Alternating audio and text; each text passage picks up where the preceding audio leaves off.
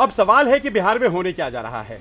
प्रश्न यही है कि एनडीए के भीतर जो हो रहा है आमतौर पर लोगों को समझ में नहीं आ रहा है। जनता दल यूनाइटेड के सुप्रीमो चीफ मिनिस्टर के कैंडिडेट है, लेकिन उसकी एक घटक जिसे जनता दल यूनाइटेड अपना नहीं मानती है, वो कह रहे हैं कि हमें नीतीश स्वीकार नहीं है, वो तो अलग से लड़ने के लिए तैयार है।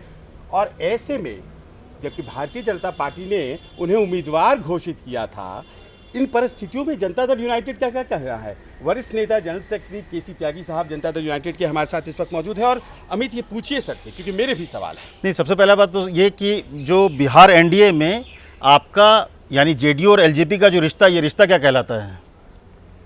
देखिए, पहला तो मूल सवाल पार्टी के एनडीए के चुनाव में नेतृत्व का है। प्रधानमंत्री श्री मोदी जी, अमित शाह जी और पिछले सप्ताह नड्डा जी स्वयं पटना जाकर के घोषणा कर चुके हैं कि एनडीए के नेतृत्व में, नीतीश कुमार के नेतृत्व में चुनाव लड़ा जाएगा और हमारे मुख्यमंत्री पद के ही उम्मीदवार होंगे। हमारी जो सहयोगी पार्टी है उसके एक नेता ने बयान दिया है कि वो नीतीश कुमार जी के नेतृत्व को नहीं मानते। तो ये तो भारतीय जनता पार्टी का जो सबसे शीर्ष नेतृत्व है उसी के वक्तव्य को नकार करते हैं, नंबर 1। नंबर 2, उन्होंने घोषणा की है अपनी संसदीय दल की बैठक में कि वो जो सीटें गठबंधन में जेडीयू को अलॉट होंगी उस पर चुनाव लड़ेंगे, उस पर भी चुनाव लड़ेंगे। यानी कि वो अपने आप को बिहार जेडीयू के, बीजेपी के गठबंधन का हिस्सा नहीं मानते हैं। मैंने भी उनको ठीक कहा, मैंने कहा आप ठीक कह रहे हैं, हमने तो कभी आपके साथ चुनाव लड़े नहीं। 2000 में चुनाव लड़े, वो अलग, हम और बीजेपी साथ साथ। 2005 में 2 बार चुनाव हुए, फरवरी महीने में और अक्टूबर महीने में, वो अलग लड़े, हम और बीजेपी एक साथ चुनाव लड़े। 2010 में हम और बीजेपी चुनाव लड़े, वो अलग लड़े। 2015 में हम आरजेडी कांग्रेस चुनाव लड़े, वो हमसे अलग लड़े। तो हमारा ना तो उनके साथ कोई चुनावी प्रक्रिया का तालमेल है, ना कभी हम साथ रहे। तीसरा मेरा ये कहना था कि ये चुनाव का वक्त है और राष्ट्रीय स्तर पर वो एनडीए का हिस्सा है, इसलिए बिहार के मुख्यमंत्री के बारे में और वहाँ की सरकार के कामकाज को लेकर के सहयोगी पार्टी कोई टिप्पणी करती है तो वो राष्ट्रीय जनता दल और उसकी सहयोगी पार्टी के हाथ में एक औजार देती है जो हम लोगों के खिलाफ इस्तेमाल होता है। तो चुनाव के वक्त ऐसे वक्तव्यों से भी परहेज करना चाहिए जो हमारे खिलाफ इस्तेमाल। लेकिन क्या जेडीयू ने इस बारे में बीजेपी से कहा कि भाई आप एनडीए के सहयोगी, अगर कोई इस तरह से सवाल उठाता है, बीजेपी के बड़े शीर्ष नेतृत्व ने कह दिया है कि नीतीश कुमार सीएम होंगे, तो ऐसे में क्या बीजेपी के सामने इस मुद्दे को जेडीयू ने रखा है? सब समाचार पत्र पढ़ते हैं, सब रोज़ टीवी देखते हैं, सबको सबकी जानकारी है और प्रधानमंत्री से बड़ा कोई नहीं, पार्टी अध्यक्ष से बड़ा कोई नहीं, सार्वजनिक तौर की घोषणा है उनकी। तो हम क्यों बिना मतलब के किसी छोटे विवाद का हिस्सा बने? जी, हमने अपनी परिस्थितियां उनको बता दी। मेरे 2 प्रश्न हैं छोटे छोटे। पहला ये कि एक ही लाइन में आप सहयोगी भी कह देते हैं उनको, और दूसरी लाइन में कहते हैं कि हमारा तो उनसे कोई साबका कभी नहीं रहा है, न 2005 में न 2015 में। 2019 को आप भूल जाना चाहते हैं, जब साथ में आप लड़े थे, लोकसभा का चुनाव था, उसका मैं जिक्र करना चाहता हूं। तो ये जो अमित कह रहे हैं, ये रिश्ता क्या कहलाता है? आप सहयोगी भी कहते हैं, साथ भी लड़ते हैं, बोलते हैं कि हमारे साथ। तो अच्छा हुआ आपने प्रसंग शुरू कर दिया। 2009 में हमारा और भारतीय जनता पार्टी का जो पुराना पैक्ट था वो चुनाव लड़ रहा था और लोकसभा के चुनाव में पहली बार एलजेपी की उसमें एंट्री हुई 2014 में। हाँ, तो नहीं 2019 में लोकसभा चुनाव। हाँ, सिर्फ वो चुनाव ऐसा है जब हम और बीजेपी लड़ रहे थे, उसमें एलजेपी भी शामिल थी। तो भारतीय जनता पार्टी की सहयोगी पार्टी एलजेपी, और वो खुद कहते भी हैं, ये मैं नहीं कहता हूँ, एलजेपी की लीडरशिप कहती है कि हमारा तो वास्ता बीजेपी से है। तो बीजेपी की जो नेतृत्व है वो काफ़ी सक्षम। तो सहयोगी जब आपकी वो नहीं है तो वो कुछ भी करें या कुछ भी कहें, उसमें आपको क्या दिक्कत है? जब आपने उनको अपना मानने से ही इनकार कर दिया है तो वो राजनीतिक दल तो मैं अपनी नहीं बात मानने से करेगा। इनकार कर रहा हूँ, वो खुद कहते हैं हम आपके हैं ही नहीं, लेकिन आपने कहा है पटना से आया ये संदेश, फिर आपने उस पर मुहर लगा दी, आप जैसे वरिष्ठ नेता ने, तो उन्होंने कहा देखिए सही साबित हो गया। त्यागी साहब भी कह दिए, और त्यागी साहब तो बड़े नेता हैं, हम तो उनके सभी थे ही नहीं, तो हम स्वतंत्र हैं। जब एलजेपी के संसदीय बोर्ड की बैठक में ये फैसला होता है, जो प्रेस में आता है कि जो सीटें जेडीयू को अलॉट होंगी हम उस पर चुनाव लड़ेंगे, तो स्थिति साफ है। अब सर दूसरा प्रश्न, भारतीय जनता पार्टी की खामोशी क्या कुछ बोलती भी है? नहीं, भारतीय जनता पार्टी अपना रुख स्पष्ट कर चुकी है। सुशील मोदी जी ऑन रिकॉर्ड हैं कि बिहार में 3 प्रमुख दल हैं, जेडीयू, बीजेपी और आरजेडी। जब भी 2 मिल जाते हैं विजय हासिल हो जाती है। हम उस सूत्र को मानते हैं। दूसरा, मुख्यमंत्री का चेहरा तय है, उस पर जो सवाल करते हैं हम मानते हैं कि एनडीए का हिस्सा नहीं। लेकिन एलजेपी इस बात को भी लेकर थोड़ी नाराज़गी है, जिस तरह से आपने मांझी को शामिल कर लिया पार्टी में, एनडीए में शामिल किया। कहा जा रहा है कि जब वो दलित की राजनीति करने वाले एलजेपी यहाँ पे हैं तो फिर आप उनको काट के तौर पे ला रहे हैं, क्यों ऐसे कर रहे हैं? दलित की राजनीति के भी अलंबरदार हम ही। कर्पूरी ठाकुर से लेकर के आज तक दलितों के, महादलितों के सशक्तिकरण के लिए, सोशो इकोनॉमिक एम्पावरमेंट के लिए जितना काम नीतीश कुमार जी ने किया, मैं जिम्मेदारी से कहना चाहता हूँ आज तक बिहार में कभी नहीं हुआ। और दलितों के उत्थान की बागडोर कर्पूरी ठाकुर ने 1978 में संभाली थी और अब नीतीश कुमार जी के नेतृत्व में महादलित अति पिछड़ा संघ बना करके उनका एम्पावरमेंट हुआ। हम सिंबॉलिक पॉलिटिक्स नहीं करते, हम सिद्धांत। जाहिर है 15 साल आप रहे हैं तो 15 साल में आपने ज़रूर कुछ किया होगा। आपने कह दिया कि वो कभी साथ नहीं लड़े थे, उन्होंने कह दिया कि हम उनके सहयोगी नहीं हैं, आपने कह दिया कि हमारा तो बीजेपी के साथ संबंध है। तो माने जा कि 2020 में जेडीयू और एलजेपी के बीच कोई रिश्ता नहीं रहने जा रहा है। हमारा एनडीए 1998 से चला आ रहा है बीजेपी के साथ, आज का नहीं। उनके तो अदलते बदलते रहे हर चुनाव, हमारा नहीं बदला। छोड़ करके लोग 2015 7 चुनाव लड़े हम। नहीं, मेरा प्रश्न तो अलग है। आप एलजेपी से रिश्ता रहेगा नहीं रहेगा? इस बार खत्म है जो 2019 में एनडीए का स्वरूप था। बेहतर हो कि वो भी तो कह रही कि बीजेपी के साथ लड़ेंगे और आप भी कहते हैं बीजेपी के साथ लड़ेंगे। तो बीजेपी, वो भी कहती है बीजेपी हमारी फ्रेंड, आप भी कहते हैं बीजेपी हमारी फ्रेंड। बीजेपी को तय करने दीजिए। हाँ, ये बात सही है। तो मतलब बहुत बहुत धन्यवाद सर, थैंक यू। अपने आप में बहुत थैंक यू इम्पोर्टेंट। सर। आपने भी जेडीयू को भी लगता है बीजेपी को तय करना है, एलजेपी तो तय कर ही चुकी है ऐसा लगता है। कम से कम इतना आपने एग्री किया कि अभी भारतीय जनता पार्टी की भूमिका इस पूरे प्रकरण में बाकी है। नहीं, भारतीय जनता पार्टी 2 चीज़ें तय कर चुकी है कि उनका और जेडीयू का अलायंस पक्का है और अलायंस के नेता जो हैं श्री नीतीश कुमार। चलिए बहुत बहुत धन्यवाद।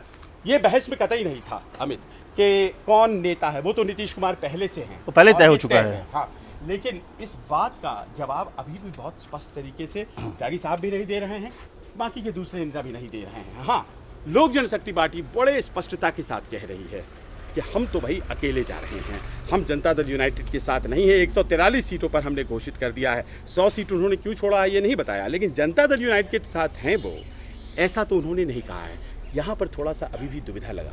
देखिए, निश्चित तौर पर कहीं ना कहीं दुविधा तो होगी, क्योंकि देखिए ये चुनाव मुझे लगता है कि वो ऐसा चुनाव है जो नीतीश कुमार ने इससे पहले चुनाव इस तरह से लड़ा नहीं होगा।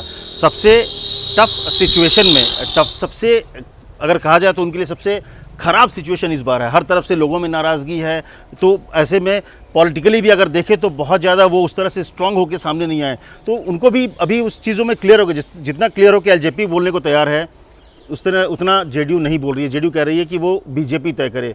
उन्होंने ये कह दिया कि हमने तो तय कर दिया है भाई कि हम 143 पे लड़ेंगे, बाकी बीजेपी के लिए छोड़ा। लेकिन ये बात जेडीयू नहीं कह पा रही, क्योंकि जेडीयू में मुझे लगता है कहीं ना उम्मीद, और बीजेपी अल्टीमेटली मुझे लगता है कि इन्हें भी भरोसा है कि जो भले ज़्यादा सीट मांगकर वो बड़े भाई बनने की कोशिश कर रहे हो, लेकिन जेडीयू को पता है कि गठबंधन में बड़े भाई जो है वो बीजेपी, और आखिरी जो सेटलमेंट होगा वो बीजेपी करेगी।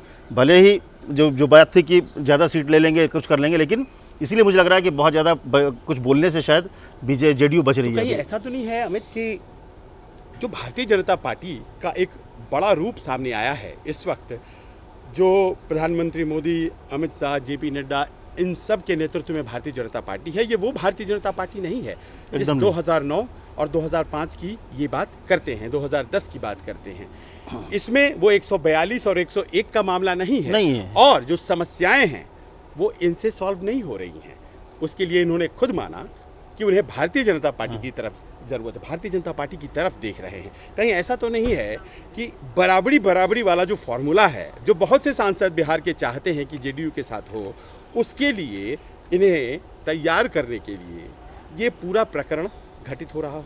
निश्चित तौर पर देखिए, ये बहुत बड़े जब एक तरह से आम धारणा है लोगों में, क्योंकि भले ही बिहार जाकर अमित शाह कह दे या फिर जेपी नड्डा ये कह दे कि हाँ सीएम हमारे नीतीश कुमार होंगे, लेकिन जब नहीं, उसी ये उन्होंने नहीं कहा है। चेहरा हमारे होंगे, गठबंधन के चेहरे- चेहरे होंगे, तो एक तरह का आपने चेहरा बना दिया, सीएम बना दिया, मान लिए इसको, इस मान लिया। लेकिन सबसे बड़ा कि जब आपका ही एक गठबंधन वाला सहयोगी नीतीश कुमार पर आरोप लगाता है, तब बीजेपी चुप्पी साध लेती है। और एक बात तो क्लियर मान लीजिए कि अब 142 और 101 वाली स्थिति होने वाली नहीं है, चाहे किसी भी सूरत ये में। तय है। ये तय है। ये देखिए ये बड़ी तय खबर है, यहाँ से बीजेपी 142 और 101 वाली स्थिति अब कतई नहीं रहने होगी। जा रही है। आप 2-4 सीटें आगे पीछे हो जनता दल सकती है। यूनाइटेड ने जो भी मन में सोच रखा हो, 2-4 सीटें आगे पीछे हो सकते हैं, लेकिन वो कल्पना कि 142 हम लड़ेंगे, 101 जेडीयू ज़्यादा लड़ेगी, 101 पर भारतीय जनता पार्टी लड़ेगी, इस बात की संभावना करीब करीब खत्म है, ऐसा अमित हमें बता रहे हैं। हाँ, और उसकी वजह भी है, क्योंकि जब हमने लोकसभा चुनाव लड़ा बीजेपी ने, और उसमें जो फार्मूला, जबकि बीजेपी की सीट बहुत ज़्यादा थी, गिन के 2 सीटें उनके पास थी जेडीयू, इसके बावजूद भी उनको बराबर का नंबर दिया गया कि बराबर 17 पे हम लोग लड़ेंगे। उस फार्मूले को आप कहीं ना कहीं कहिए कि अपने जो सांसद को उसको छोड़कर, अपनी सीटों को छोड़कर आप लड़ना पड़ा चुनाव। तो ऐसी स्थिति में हर हाल में बीजेपी के भीतर ये क्लियर है ये कि हम पुराने फार्मूले पे नहीं होंगे, हम अब एकदम छोटे भाई नहीं हैं, हम बराबर वाले हैं। बड़े भाई भले आप हो, लेकिन हम अब बराबर वाली भूमिका में हैं, तो अब उस तरह से छूट नहीं मिलेगी। हाँ, क्योंकि अब सीट, क्योंकि तीसरा एक पार्टनर हो गया है एलजेपी, उसमें कोशिश उनकी है कि हम के नाम पे भी कुछ सीटें बटोरी जाए। तो ये हो सकता है कि आपको नंबर्स 100 के आसपास दोनों लड़ेंगे, लेकिन वही है कि ये भूल जाइए कि अब पुरानी वाली बीजेपी, जो आपने संजीव जी पहले आपने कहा, वो नहीं है कि आप कम सीट पर भी नीतीश कुमार को सीएम बनाया था। जब पहली बार नीतीश कुमार सीएम बने थे तो बीजेपी से कम सीट पे आडवाणी ने कह दिया कि हाँ भाई नीतीश कुमार आप सीएम बनेंगे। अब वो बीजेपी नहीं है, बीजेपी अब कम सीट पे भी सीएम बनाने का मादा रखती है। और अमित, मैं कुछ ज़्यादा तो नहीं पढ़ रहा हूँ जब मैं ये कहता हूँ कि उन्होंने कहा है कि मुख्यमंत्री पद के चेहरे होंगे। उन्होंने ये नहीं कहा है कि हमारे अगले मुख्यमंत्री होंगे। मुख्यमंत्री पद का चेहरा होना एक बात होती है, चुनाव के बाद नतीजों के आधार पर फैसला लेना दूसरी बात होती है। ज़्यादा सीटें लड़ने के पीछे महत्वाकांक्षा ये बताई जाती है कि अगर आधी भी जीते तो कम से कम भारतीय जनता पार्टी से ज़्यादा सीटें रहेंगी, तभी तो जाकर के मुख्यमंत्री बन पाएंगे। वरना तो आरजेडी के साथ मामला है नहीं कि वहाँ उम्मीदवार नहीं थे, यहाँ तो बहुत उम्मीदवार हैं मुख्यमंत्री बनने के। जी हाँ, तो जाहिर है कि कहीं ना कहीं क्या इस लाइन में भी कोई पेंच है? नहीं, मुझे लगता है कि इस बार कम से कम जो अगर पार्टी के भीतर कहें तो नंबर्स को लाके सारा खेल जो या सारा दबाव जो है वो इसी बात पर है कि बीजेपी चाहती है बराबर पहुंच जाए, अपना हक उस तरह छोड़ना चाहिए। लेकिन जो मुख्यमंत्री पद को बात लेकर है वो मुझे लगता है एनडीए में अभी स्थिति साफ है। भले ही वो सीएम ना कहें, सिर्फ चेहरा कहें, लेकिन मेरे हिसाब से जो बड़े नेताओं से बात होती है, या भूपेंद्र यादव हो या दूसरे लोगों से, कि फिलहाल जो है वो नीतीश कुमार को फेस बनाकर भी लड़ रही है और उनको ही सीएम बनाएगी। अगर वर्स्ट पोजीशन में कोई बहुत बड़ा बदलाव वगैरह होता है तब दूसरी बात होगी कि बीजेपी 90 सीट लेके आ गई और जेडीयू मुश्किल से 20 सीट लेके नहीं आती, तब तो दूसरी बात हो जाती है। लेकिन आमतौर पे आगे पीछे रहेंगी तो नीतीश कुमार ही सीएम होंगे, फिलहाल जो परिस्थिति बन रही है। लेकिन जिस तरह से चिराग आगे बढ़ रहे हैं, वहाँ का माहौल बिगड़ रहा है, बीजेपी के सांसद ये कह रहे हैं कि नीतीश का साथ छोड़िए क्योंकि नीतीश के साथ नाराज़गी है। तो आगे देखना पड़ेगा, क्योंकि पानी बहना भी बाकी है, तो इंतज़ार करना पड़ेगा मुझे लगता है। लेकिन स्थिति फिलहाल के लिए ये लग रहा है कि चेहरा भी होंगे और सीएम भी बीजेपी के बड़े नेता मान रहे हैं इस बात को। देखिए, बिहार राज्य का जहाँ तक सवाल है, सबसे बड़ा राजनीतिक चेहरा नीतीश कुमार का, सबसे ज़्यादा आज की तारीख में भी क्रेडिबिलिटी 15 सालों के शासन के बाद भी नीतीश कुमार की। कोई घपला घोटाला जिसमें उनका नाम आया हो, कहीं भी नीतीश कुमार का नाम नहीं आया है। भारतीय जनता पार्टी जो बिहार की है वो भी इस बात को मानती है कि नीतीश कुमार ही हमारे चेहरे हैं। बावजूद इसके दिक्कतें क्यों आ रही हैं, बावजूद इसके ऐसा क्यों हो रहा है? क्योंकि ये सब मिल करके बिहार में कम से कम चुनावी गणित को नहीं साधते हैं। बिहार में चुनावी गणित कहना पड़ेगा मजबूरी में जातीय पूरी तरह से और धार्मिक अंदाज जो वहाँ की राजनीति का होता है, या फिर जोड़ तोड़ जो होता है, वो सब सिद्ध करते हैं। और ऐसे में जैसा अमित कह रहे हैं, फिलहाल नीतीश कुमार की स्थिति जो है वो मजबूत है, लेकिन भारतीय जनता पार्टी के ऊपर बहुत कुछ आश्रित है कि वो चिराग पासवान का जो अंदाज है उसे कंटेन कैसे करता है। वो हो सकता है कि प्रायोजित हो सकता है प्रायोजित नहीं हो अमित, लेकिन उसका नुकसान कम से कम नीतीश कुमार को ज़बरदस्त तरीके से हो रहा है। जी हाँ, और एक बात बोलना चाहूँगा कि नीतीश कुमार को आप शुरू से अगर चुनाव देखें तो कहीं ना कहीं पहले भी बीजेपी के कंधे पर रह के वो आगे बढ़े। भले सबसे बड़ा चेहरा हो, लेकिन उनके कंधे की जरूरत पड़ती है। अपने दम पे चुनाव जीतने की स्थिति नीतीश कुमार की नहीं है। वो जातीय समीकरण, क्योंकि जातीय समीकरण जैसा आपने कहा कि वहाँ बहुत ज़रूरी है, उस जातीय समीकरण में फिट भी नहीं बैठते हैं।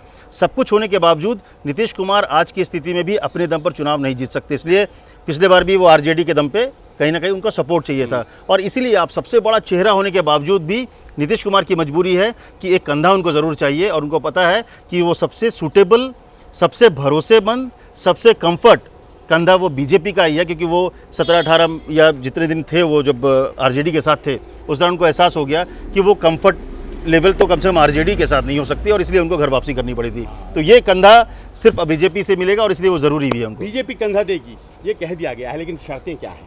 अभी तक इस बारे में भारतीय जनता पार्टी खामोश है। सब लोग उम्मीद कर रहे थे कि एलजेपी के संदर्भ में वो कुछ बोलेगी, उन्होंने अभी तक एक शब्द नहीं बोला है।